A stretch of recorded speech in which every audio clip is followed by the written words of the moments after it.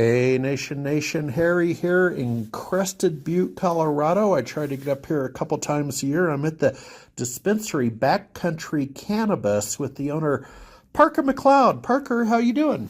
I'm doing great today. Yeah, thank you very much for stopping by. Yeah, no problem. Yeah, a lot of fresh snow. So that's kind of the business Crested Butte's in with the ski resort. So tell me a little bit about you. I've actually gotten to know you over a couple of years of visits. So about you.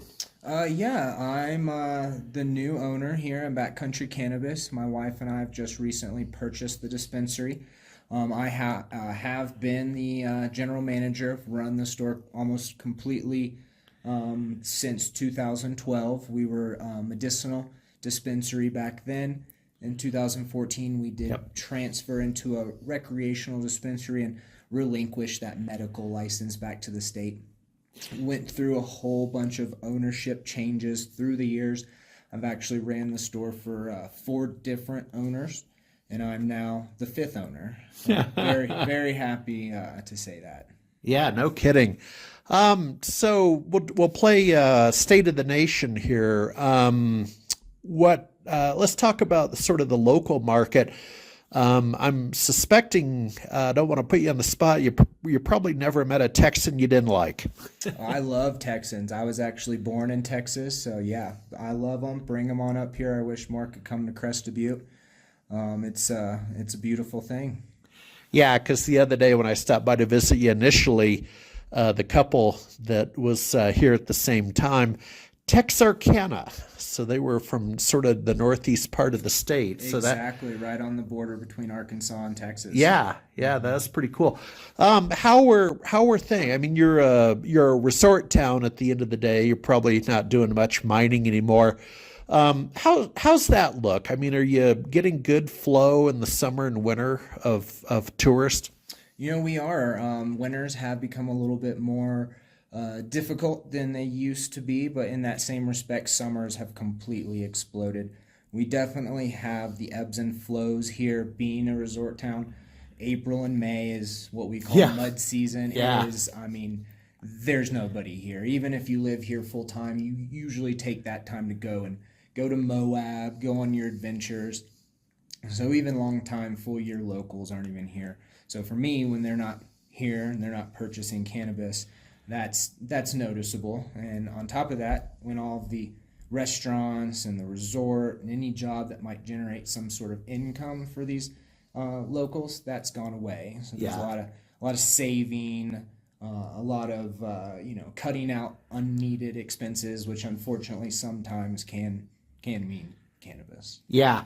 And then on a local note as well, and my readers know well, I've been active in the, good Lord, is that 6, 7, 8 years, the cannabis space as an analyst, primarily on the cannabis technology side. Worked with a colleague of yours, Sterling. And by the way, he passed on hello. Oh, Yeah, I very reached nice. out to him. Yep, he was my boss for a good amount of time, and he was a great guy. Very happy to have gotten to know him. Yeah. So one thing I noticed was I got one of my favorite edibles, and went back to the condo and locked up the car for the evening and watched a little football and stuff on TV with the holidays here. But man, at 9,500 feet or whatever the living room sofa is, it hits hard. Yeah, it does. Altitude can affect everything. It can affect alcohol, cannabis, even digestion and sleep. So you definitely do need to take a lot of thought into how much you're consuming at altitude. Yeah. And then finally, on the national front, I keep my finger on the pulse, but I'd like your opinion. What are you hearing for the industry, or what's your opinion on the industry as a whole at the national level? I'd say at the national level, it's probably pretty booming. We have states like Michigan, we have states like Missouri that are going on board, and they're seeing huge numbers. And that can kind of also explain the decrease in numbers that we're seeing here in Colorado, is that these new states coming on board for legalization, their citizens no longer have to look elsewhere. Yeah, that's a good point. I would say it's analogous to gambling. I'm old enough to remember when Las Vegas was pretty much it, maybe Atlantic City. And then now, sheesh, man, on the, American Indian reservations and whatnot, it's all there except the state of Texas. Exactly. I mean, you can gamble right in the palm of your hand with your phone nowadays. I mean, there's so many different availabilities for gambling that it's eventually going to be true for cannabis, and maybe 10, 15, 20 years down the road you'll see cannabis being sold in Walmart. Yeah, we'll see. I don't know if we'll see it legal in Texas in my lifetime. I mean, and that's actually good for you.